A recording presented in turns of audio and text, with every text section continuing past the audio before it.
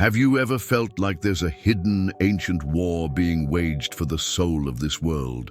A darkness that seems to go far deeper than simple human evil?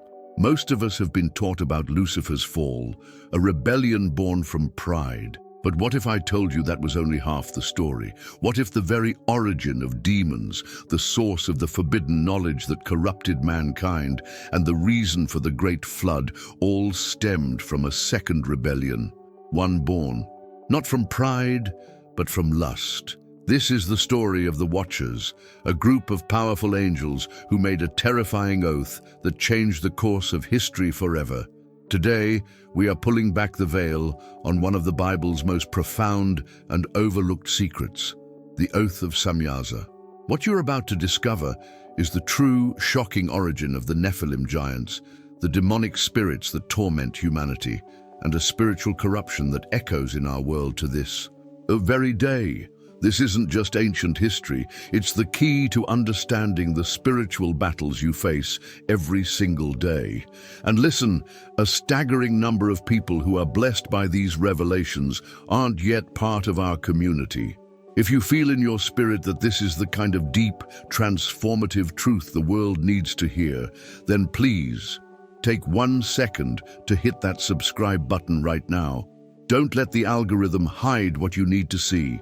Stay with me because understanding this ancient oath might just be the most important spiritual discovery you make this year.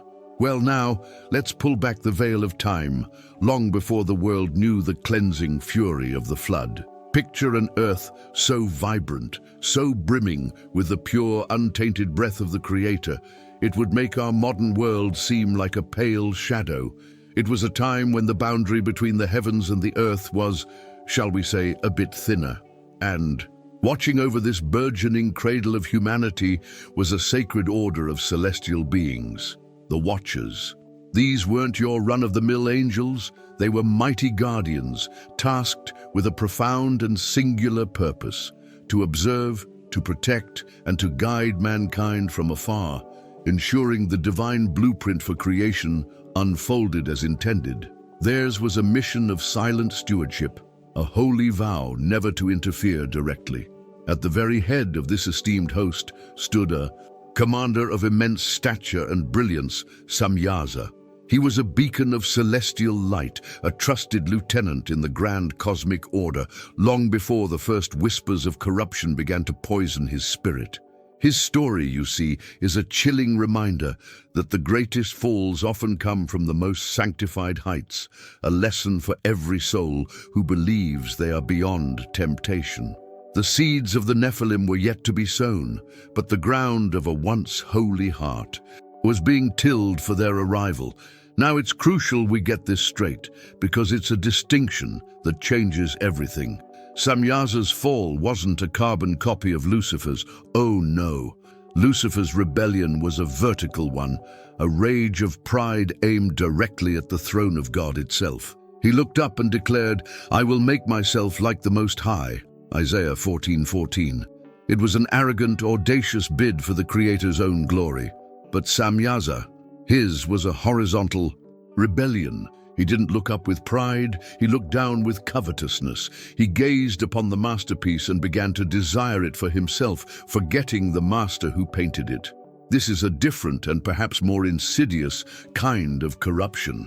It's the subtle trap of falling in love with the gifts more than the giver. Think about it in your own life. How often do we get so caught up in the blessings, our family, our career, our possessions, that our connection to the source of those blessings begins to fade? That's the Samyaza spirit. It's a slow creeping corruption that begins not with a roar of defiance, but with a lingering, misplaced gaze, a warning that even the most devoted watchers among us must heed. The moment it all began was etched in the annals of heaven as a tragedy of cosmic proportions. As Samyaza and his fellow watchers carried out their duties, their eyes fell upon the daughters of men, as Genesis 6:2 tells us, and something broke within them. It wasn't just a fleeting appreciation of beauty, it was a deep, burning, and utterly forbidden desire that took root in their angelic hearts. They saw the intimacy of human life, The joy of family, the creation of legacy, the entire beautiful, messy, wonderful experience of flesh and blood. And they wanted it. They craved it. This was the spark. This was the inception of the great corruption. We must understand that sin rarely begins with the act itself. It begins with the unguarded thought, the entertained fantasy. This is why the scripture tells us to guard your heart above all else, for it determines the course of your life. Proverbs 4:23. Samyaza failed this first and most crucial test. He allowed the desire to fester, to grow from a spark into a flame, a fire that would soon demand an oath to seal its devastating purpose and unleash horrors upon the earth. Imagine the turmoil inside a being like Samyaza, a conflict of epic scale, raging not on a battlefield, but within the confines of his own spirit. On one side was his sacred duty, the very essence of his being, a commitment made in the presence of God. On the other was this new, all-consuming obsession, a monstrous desire that whispered promises of a pleasure and an experience he was never meant to know. The weight of his divine mandate was crushing, but the pull of this earthly yearning was relentless. This internal battle is where the true corruption solidified. He knew the price of such a transgression would be eternal damnation. Fear gnawed at him, but it's a funny thing about sin. It loves company. The fear of facing judgment alone led him to a truly diabolical conclusion. He couldn't just fall, he had to pull others down with him. The idea of a binding, unbreakable oath began to form in his mind, a pact that would ensure no single angel could be blamed, a shared guilt to dilute the terror of consequence. The stage was being set for a conspiracy that would give birth to the monstrous Nephilim and scar creation forever. And so, his focus began to shift. The gaze that had once been fixed on the daughters of men now turned inward toward his own celestial brothers. The internal corruption was about to become an external campaign. Samyaza, the great commander, was about to become the great tempter. He knew he couldn't shoulder this rebellion alone, and he wouldn't dare. He needed accomplices, fellow watchers who felt the same illicit stirrings, who were teetering on the same precipice of choice. He would need to play on their fears, stoke their desires, and manipulate their loyalty until they were bound not to God, but to him and to each other. His personal fall from grace was already a tragedy, but his next move would transform it into a catastrophe, an organized mutiny against heaven itself. The desire had taken root, the plan had been formulated, and now the moment was fast approaching to gather his brethren and propose the treacherous oath that would forever change the destiny of both heaven and earth. So with this fire of rebellion burning in his soul, Samyaza knew his next move was critical. A solitary sin could be punished, an individual rebel could be cast out, but a unified legion, a whole command, structure turning at once? That was a different matter entirely. He summoned his chief commanders, 200 of the most powerful watchers under his authority, to a clandestine council in the upper heavens. You could feel the tension in the celestial air. These were beings of immense power and ancient wisdom, yet a strange disquiet had settled over them. Samyaza, with his keen perception, had not chosen them at random. He had sensed the same flicker of forbidden longing in their spirits that now raged within his own. He saw their hesitation, a final wavering loyalty to their creator, but he also saw the cracks in their resolve. This gathering wasn't a debate. It was a carefully orchestrated seduction. He planned to exploit those cracks, to pour the poison of his own corruption into them until they broke wide open. It's a chilling picture of leadership gone wrong, a reminder that the influence of those we follow can either lead us to greater heights or drag us into the deepest abyss. He began his address not with a command, but with a shared confession, a masterstroke of manipulation. "You have seen them, haven't you?" he'd say, his voice resonating with a feigned empathy. "You have watched these fleeting, fragile creatures live with a passion we can only observe. They love, they create, they build families. while we, their immortal guardians, are bound to this eternal sterile. Watch, he painted their sacred duty as a cosmic injustice, their holiness as a cage. He stoked the embers of their desire, speaking of the beauty of human women, framing his lust as a noble yearning for connection, for experience. This is how the deepest corruption often works, my friend. It doesn't present itself as ugly and evil. It cloaks itself in the language of freedom, of fulfillment, of seeking what you deserve. He was twisting the very purpose of their existence, turning a holy calling into a cruel deprivation. Samyaza was selling them a lie that their hearts were desperate to buy, that God's boundaries were not for their protection, but for their imprisonment. And once that seed of resentment is planted, the fall is not far behind. Then, having fanned the flames of desire, he masterfully pivoted to their fear. He looked at the assembled watchers and acknowledged the terror that held them back. "But you are afraid," he declared, his voice dropping to a conspiratorial whisper. "You fear the consequence. You fear the wrath of the Almighty, a punishment you would have to bear alone. And you are right to be afraid." He let that sink in, letting them feel the cold dread of solitary judgment. Then came the diabolical twist, the very heart of his proposal. "But I will not go alone, and neither will you. I'm afraid that I alone should bear the penalty for so great a sin. Therefore let us all swear an oath, a binding pact. Let us all bind ourselves by mutual imprecations, not to abandon this plan, but to do this thing." Do you see the evil genius in that? He took their greatest fear, individual punishment, and made it the very reason for collective rebellion. He offered them a false security in shared guilt, a perverted communion. This was the conception of the Great Oath, a strategy born from terror and aimed at damnation, ensuring that if they fell, they would all fall together. The consent, once given, spread like wildfire. A chilling unity settled over the 200 watchers. Their destination was set, the summit of Mount Hermon. The name itself is steeped in prophecy, for in the ancient tongue it is tied to the word for curse. It was a fitting location for the act of cosmic treason they were about to commit. Imagine the scene. 200 beings of pure light, created for holiness, willingly marching toward their own defilement. Their ascent was a silent, solemn procession, a perverse pilgrimage toward damnation.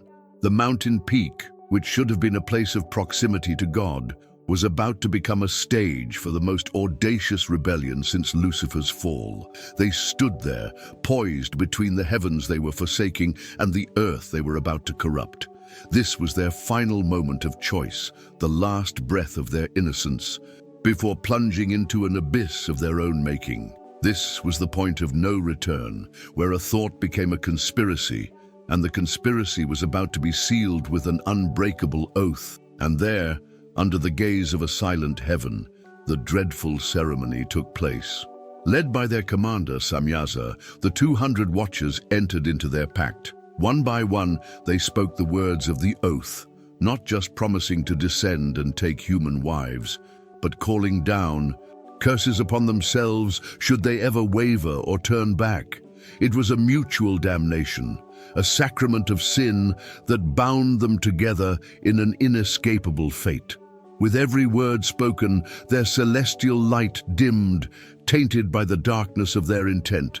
This oath was the key that would unlock the floodgates of heaven's corruption onto the earth. It was the spiritual transaction that gave them the authority to interfere, to teach forbidden arts, and to sire the monstrous offspring that would fill the world with violence, the Nephilim. The pact was sealed, the betrayal was complete.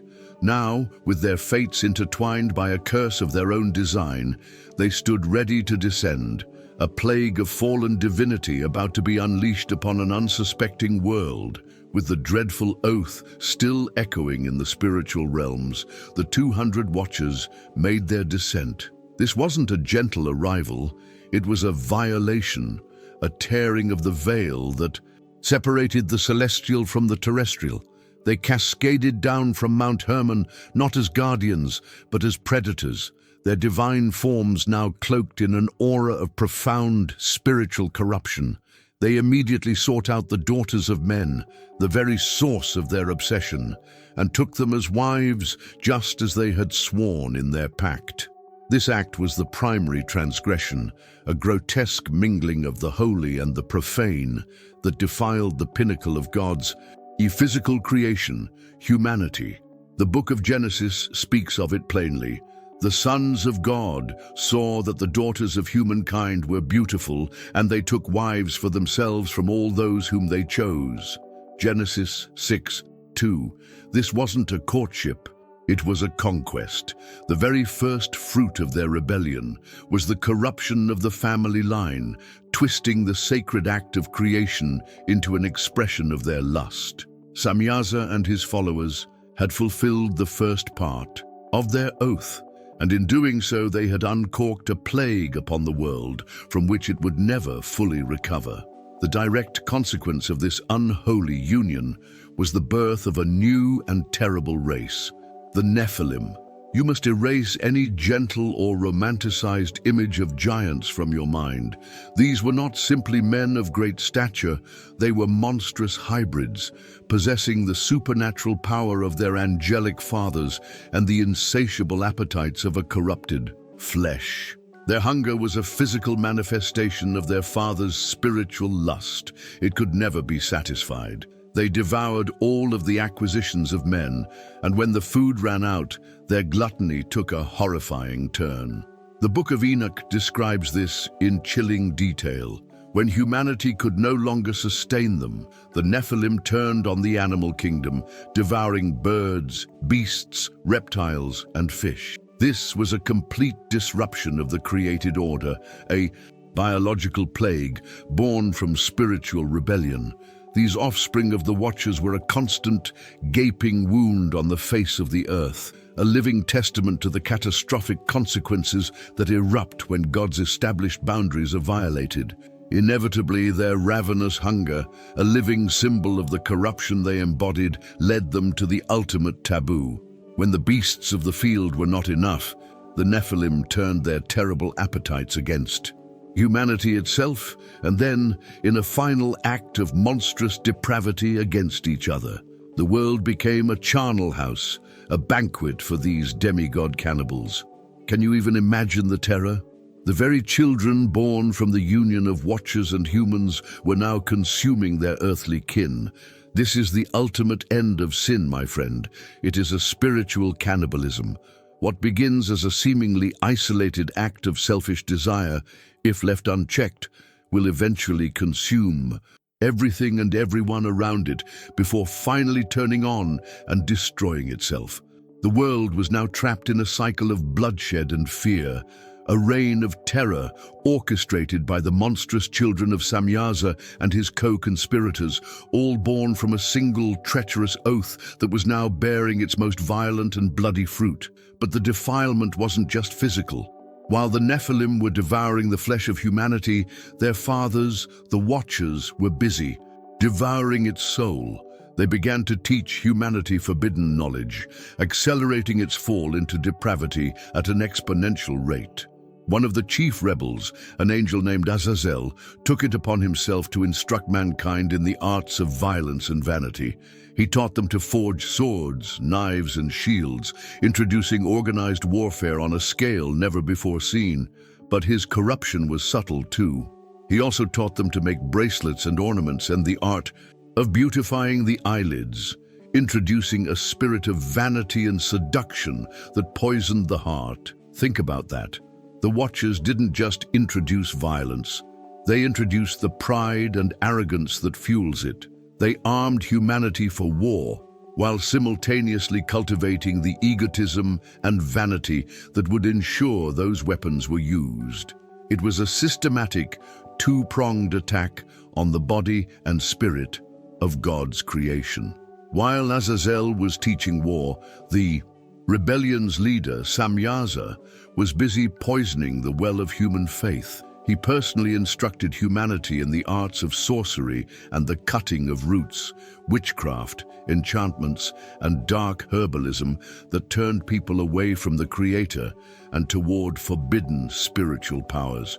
Each of the 200 watchers brought their own unique brand of corruption, revealing secrets of the heavens that humanity was never meant to possess. The world was now saturated with violence, pride, and occultism. Bloodshed and lawlessness became the new normal.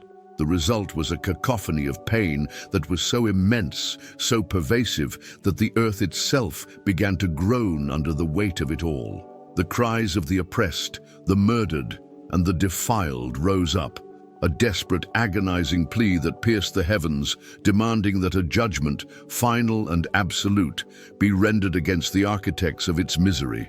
Up until now, the Watchers had acted with an arrogant defiance, fueled by their collective oath and the intoxicating power they wielded over humanity. But now, a new emotion began to ripple through their ranks: cold, abject terror. From their vantage point, they saw the full, horrific tapestry of the chaos they had woven.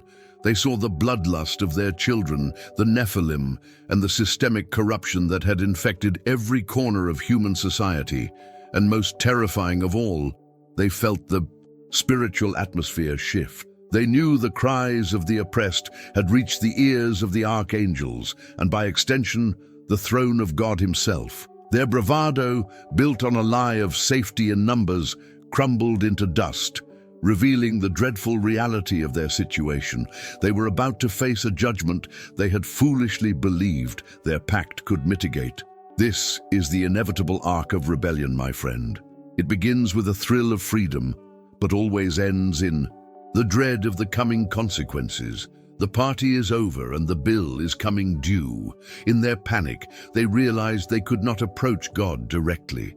The shame of their betrayal, the sheer filth of their corruption, had created a chasm between them and the Holy One that they could not cross. So they sought a mediator. But in a moment of staggering irony, these celestial beings didn't turn to another angel. They turned to a man. They sought out Enoch, the righteous prophet who, as the scriptures say, walked faithfully with God, Genesis 5:24, in the midst of a world spiraling into madness. Samyaza, the once proud commander, now humbled by fear, led his co-conspirators to beg this mortal man to intercede on their behalf. They pleaded with Enoch to write a petition for them, a plea for forgiveness and mercy to be laid at the feet of the Almighty. Think of the profound reversal here. The heavenly guardians, the Watchers, now needed a human to be their spiritual guide and advocate. Their fall was so complete that they had to look up to a man for help. Enoch, in his faithfulness, agreed to carry their message. He transcribed their desperate pleas and presented them in a vision before the Lord. But the petition of the Watchers was not one of true repentance. It was a plea born of fear, not sorrow. They weren't grieving the world they had destroyed. They were terrified of the punishment they were about to receive. And God, who sees the heart with perfect clarity, recognized this immediately. The divine response delivered back through Enoch was swift, final, and utterly devastating. Their petition was denied. There would be no forgiveness. The verdict came with a thunderous rebuke, encapsulated in a single chilling concept. You should be interceding for men, not men for you. The door to mercy was slammed shut and bolted. Their choice, sealed by a sacred oath of betrayal, was irreversible. It's a sobering lesson that a desire to escape the consequences of sin is not the same thing as a genuine turning away from the sin itself. Then, the specifics of their sentence were pronounced, and it was a judgment of perfect poetic justice. First, concerning their beloved offspring, the Nephilim. The Watchers would be made to witness the full horror of their sin's fruit. God would not lift a hand against the giants. Instead, he would simply let their own inherent violence, the very essence of their corrupted nature, consume them. The Lord decreed that the Nephilim would be stirred up against one another, and they would perish by their own hands in a great and terrible slaughter. The watchers, including their leader Samyaza, would be forced to watch, helpless, as their powerful sons engaged in a self-destructive war, annihilating each other completely. They had to see the consequence of their lust play out to its bloody, bitter end. There would be no looking away. Their punishment began with being front-row spectators to the gruesome implosion of their legacy. Once the last of the Nephilim had fallen, the second part of the sentence would be executed upon Samyaza and the 200 who had made the oath with him. They were to be bound, not by physical ropes, but by the very power of heaven, and cast into the deepest, darkest chasms within the earth. There they would remain, chained in the abyss for 70 generations until the great day of judgment.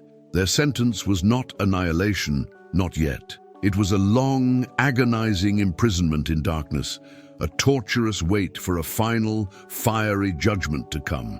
The verdict was absolute. The petition had been denied, the sentence was passed, and the fate of the rebellious watchers and their monstrous children was sealed. With this divine judgment hanging in the air, the stage was now set for the great cleansing, a purification of the earth that would be as terrible as the corruption that necessitated it. With the fate of the rebellious watchers sealed in the abyss, the divine gaze turned to the world they had so thoroughly poisoned. The corruption was now terminal. Violence, sorcery, and the monstrous legacy of the Nephilim had saturated the very soul of humanity. As Genesis 6:5 tells us, the Lord saw that the wickedness of man was great in the earth, and that every intention of the thoughts of his heart was only evil continually.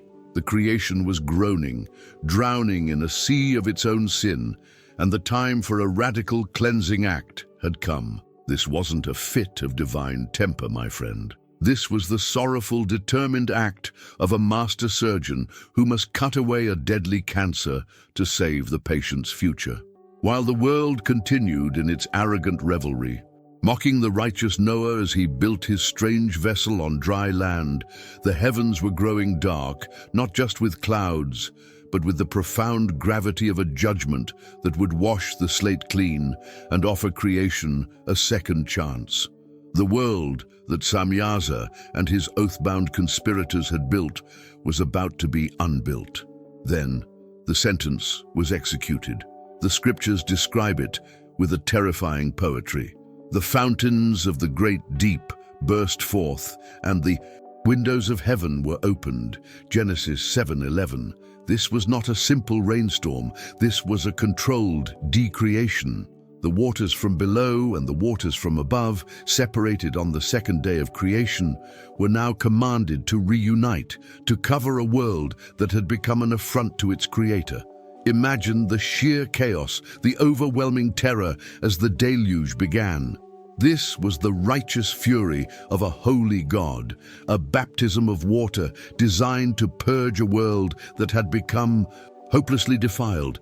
The flood was an act of justice so immense it could only be wielded by the hand of the Almighty, a surgical strike aimed at the heart of the corruption that had festered for far too long. Every drop of rain, every surge of the abyss was a testament to the fact that God will not allow his creation to be permanently hijacked by rebellion. And what of the mighty Nephilim in this chaos? These demigod tyrants who had terrorized humanity with their supernatural strength now found themselves utterly powerless. Their physical might was meaningless against the unmaking of the world itself. Imagine them, these towering figures of arrogance and violence, being swatted aside by the rising tide like common insects. Their roars of defiance were swallowed by the thunderous roar of the deluge. They were the children of the Watchers, the living symbols of that forbidden oath. But in the end, they were no match for the power of their own celestial grandfather. Their destruction was a stark and terrifying message to all of creation. No power derived from rebellion, no matter how formidable it may seem, can stand when the author of all power decides its time is up. The floodwaters became their grave, a watery tomb for the monstrous fruit of Samyaza's unholy union with humanity. Yet, in the midst of this overwhelming judgment, there floated a symbol of unimaginable grace, the Ark. Tossed on the very waters that were executing divine wrath, Noah's vessel was a sanctuary of mercy in an ocean of justice. It's so important that we understand this. The flood was not an act of indiscriminate rage. It was a precise and necessary reset, and the Ark is the proof. While God's justice demanded the cleansing of the world's corruption, His mercy demanded the preservation of a righteous remnant. The same water that brought death to the wicked bore up the righteous, keeping them safe until the judgment had passed.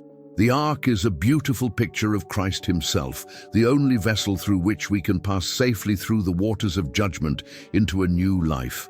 It stands as an eternal testament that even in His fiercest judgment, God's heart is always inclined toward redemption for those who will trust in His provision. Finally, after months of ceaseless torrent, the waters began to recede. The Ark came to rest upon the mountains of Ararat, and Noah stepped out into a world washed clean, baptized and born anew. The air was pure. The ground was scrubbed of the blood and filth of the old world. The physical bodies of the Nephilim were gone. Their reign of terror ended. The systemic corruption of that antediluvian society had been utterly erased. On the surface, it was a total victory, a complete and final reset. But a crucial question lingered in the spiritual air, a question that would shape the future of humanity in this new world. Water can wash away bodies and buildings, but can it truly wash away a spiritual stain? The Watchers were chained, and their children were dead, but as we are about to see, their rebellion had left behind a shadowy legacy, an unseen scar that would continue to haunt mankind for all time to come. So, Noah and his family stepped out onto a pristine, baptized earth, the physical evidence of the rebellion, the violent cities, the tyrannical Nephilim, the widespread corruption had been washed away.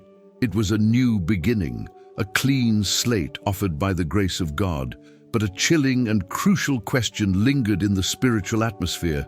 What happened to the spirits of the slain Nephilim? You see, these creatures were an ontological anomaly, a hybrid that belonged to neither heaven nor earth. They were part celestial and part terrestrial. When their physical bodies were destroyed in the flood, their spirits had nowhere to go. They could not ascend to the heavens, for they were tainted with the profane. They could not descend into Sheol, the abode of the dead, for they were not fully human. They were, in essence, rendered spiritually homeless, trapped between the realms. This was an unforeseen, or perhaps an intended consequence of the Watcher's sin, a loose thread in the fabric of creation that would soon become a terrible scourge. Here we come to a profound revelation, a piece of the spiritual puzzle that explains so much of the ongoing conflict we see in the world. These wandering, disembodied, and enraged spirits of the dead Nephilim became what the scriptures would later identify as demons or unclean spirits. This is the origin story of the demonic host that plagues humanity. Their existence is a direct, continuing legacy of the oath Samyaza and his followers took on Mount Hermon. The lust of these Watchers didn't just produce a generation of physical monsters. It unleashed a permanent, invisible army of spiritual insurgents onto the earth. So when you read in the Gospels about Jesus casting out a legion of demons from a tormented man, you are reading the continuation of this very story. The spiritual warfare that believers engage in every single day is, in a very real sense, the long, dark echo of that ancient cosmic betrayal. The corruption didn't end. It just became ethereal, Understanding their origin helps us understand their motive. Why are these spirits so relentlessly malevolent? Because they are defined by what they have lost. They are disembodied spirits that crave embodiment above all else. They haunt humanity out of a bitter, burning jealousy for the physical form they once possessed and can never have again. They are cosmic orphans, filled with a rage against the humanity they were created to, dominate and a hatred for the God who ordered their destruction. So they continue the work of their imprisoned fathers, the Watchers, from the spiritual realm. They tempt, they deceive, they afflict, and they oppress, seeking to corrupt and destroy the creation that God loves. The rebellion of Samyaza didn't truly end with the flood. It simply changed its form from a physical invasion to a guerrilla war for the souls of men and women. But the shadow of this rebellion wasn't just spiritual. It had physical echoes as well. Centuries after the flood, when God's chosen people, the Israelites, were on the verge of entering the Promised Land, what did their spies report? They spoke of a land that devours its inhabitants and is filled with men of great size. They specifically mentioned the Anakim, who were descendants of the Nephilim, before whom the Israelites felt like mere grasshoppers. Numbers 13, 32, 33. Think about that, the bloodline of these giants, this tangible evidence of the Watcher's corruption, had somehow persisted or re-emerged after the flood. The very land God was giving to his people was still haunted by the legacy of Samyaza's sin. This is why the conquest of Canaan wasn't just a military campaign.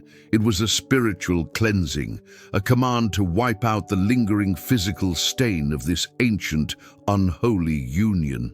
So you see, the flood, as total as it was, did not fully eradicate the influence of the fallen Watchers.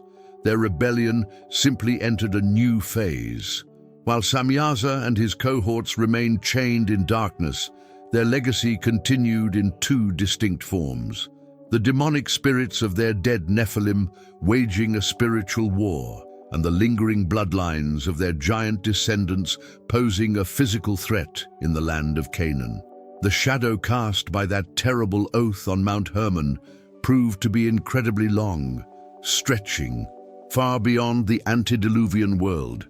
The war that began with a lustful glance was far from over. It had only become more subtle, a persistent spiritual infection running just beneath the surface of human history, a conflict that continues to this very day and points toward a final prophetic confrontation. So where does this ancient, epic story leave us? It leaves us right where Jesus intended it to, looking in the mirror. He gave us a chilling and prophetic warning. In Matthew 24:37, as it was in the days of Noah, so it will be at the coming of the Son of Man. He wasn't just talking about general wickedness. He was pointing to a specific pattern of corruption. The days of Noah were defined by the sin of the Watchers, a monstrous blending of the sacred and the profane, a rebellion sparked by lust for the creation over the Creator.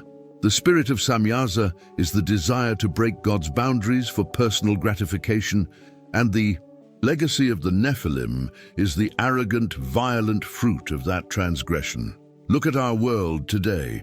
Do we not see this same spirit at work?